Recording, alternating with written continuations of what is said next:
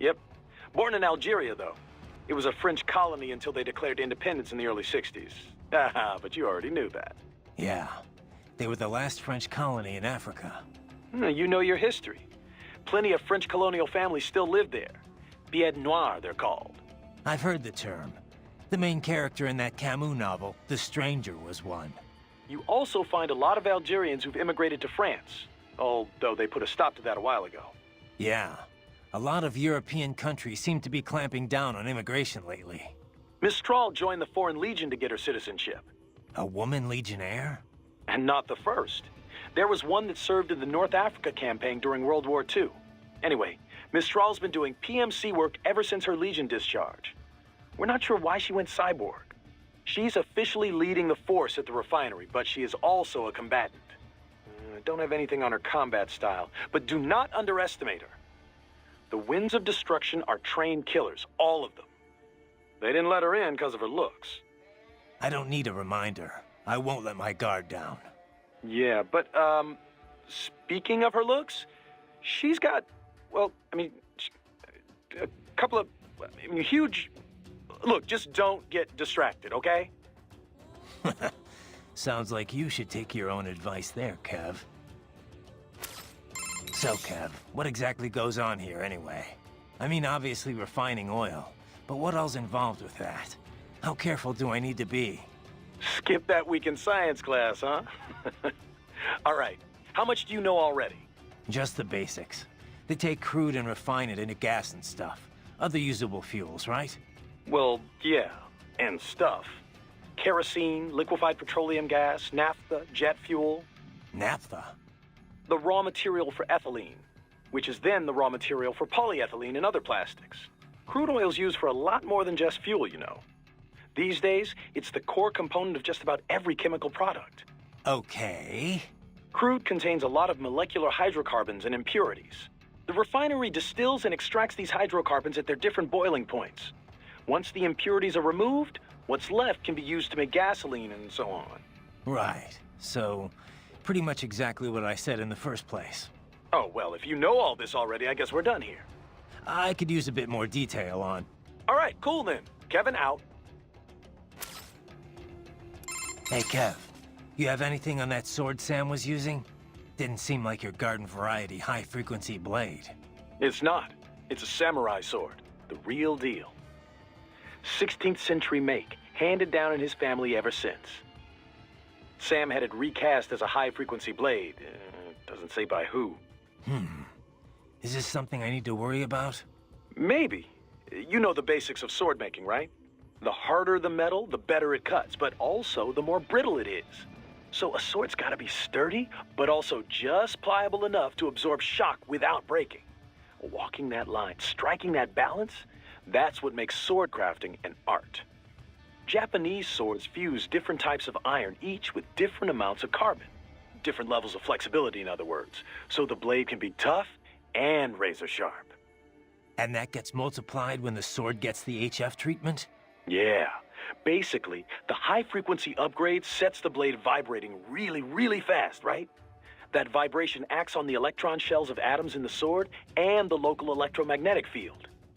When the EMF achieves resonance, the blade's bonding is strengthened. At a quantum level, it's like the entire sword is made up of the exact same particle type. It also disrupts any atoms it comes into contact with, say, those that make up the target.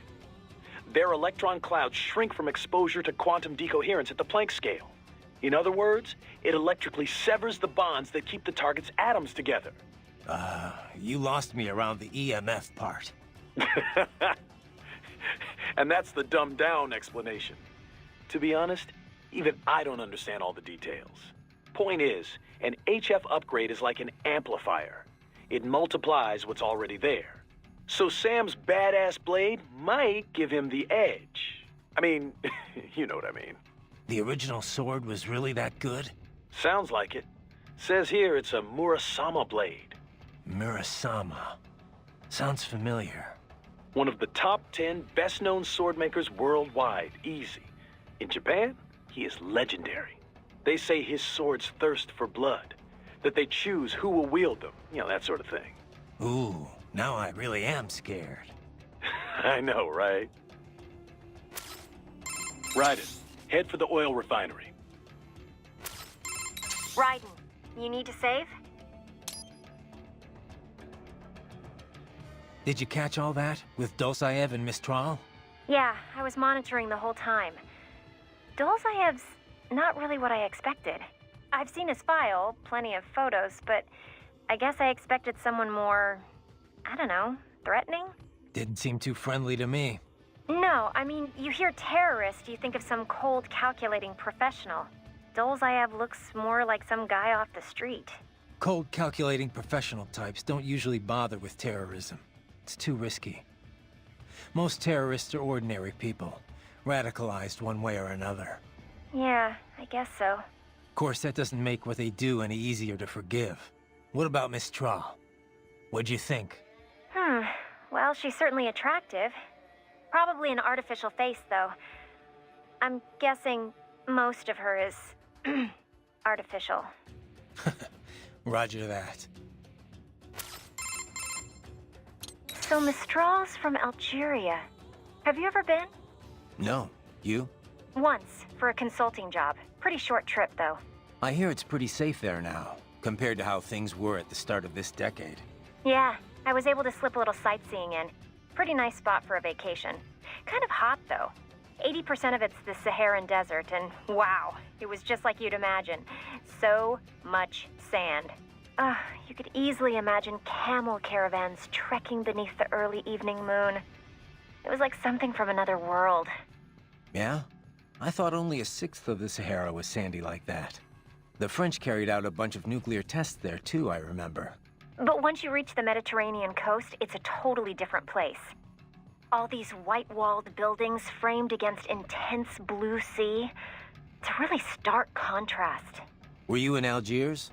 I know that the capital looks a lot like that. Yep. The local cuisine's totally French-influenced. I'll never forget this one lunch near my hotel. A baguette sandwich and a café au lait. Simple and simply unforgettable. Oh, there were a bunch of sweet shops in town, too. High-quality European candy, but so cheap. Sounds like you ate your way across the country. Well, food's an important part of local culture, you know. Oh, and speaking of which, the seafood. I didn't expect to see Mediterranean fish in African cuisine, but it was also fresh and flavorful. They'd fry up small fish whole, then drizzle them with lemon juice. I could have eaten that all day. Sounds like a lot of calories. I tried to stay active, you know. Hey, did you know my visual analyzers can tell me how much someone weighs? Yeah, I'll have to talk with Doc about disabling that one. Raiden, what you said before about your sword being a tool of justice, I just want to say I agree 100%. I wish all PMCs thought that way. Glad to hear you say that. You mentioned it was part of some samurai code? Yeah. I didn't grow up using a sword. I fell into it by chance, during a mission. After that, I decided to train with the HF blade. I studied a lot of samurai techniques. I really got into it. Started learning more and more about ancient Japan and the samurai code. I tore through stacks of books, movies, anything I could get my hands on. Somehow hard to imagine you settling in with a big bucket of popcorn. What? A cyborg can't have hobbies? I'll have you know I'm actually a huge movie buff. Okay, okay. So that's where you picked up this Sword of Justice creed? Yeah. Most of it from a single master named Munenori Yagyu. He founded a school of swordsmanship on the idea that violence can be necessary for the greater good. He called it Katsujinken, the life-giving sword. Yagyu believed power isn't evil in itself. It's how it's applied that matters. As time went on, Katsujinken incorporated deterrence. It took on the meaning of winning without fighting. Or as I like to say, one sword keeps another in the sheath. That's from George Herbert. He was an English priest, 17th century, almost the same era as Yagyu. Huh. It's a universal idea, I guess.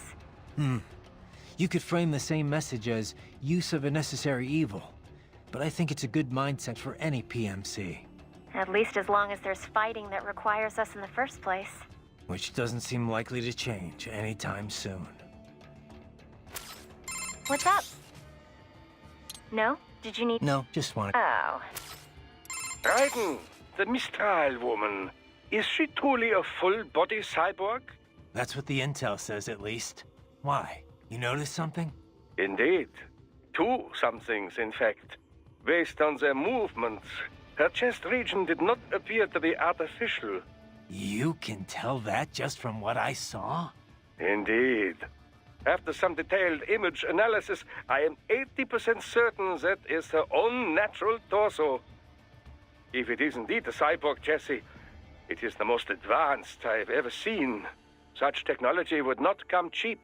It would mean whoever is backing Desperado is likely quite wealthy. Probably so. As far as Mistral goes, it really doesn't matter to me. Natural, synthetic, man, woman, an enemy is an enemy. Ah, are you not even the least bit curious? Doc, I'm seeing Desperado cyborgs explode here after I take them down. For security purposes, I would imagine. Cyborgs often use classified tech from suppliers who take great pains to maintain their trade secrets. Most likely, these models have a self-destruct failsafe that triggers once they cannot defend themselves. So they die even though their brains could be transferred to a new body? I understand your concern, Raiden, but I'm sure these conditions were clearly stated in their contracts.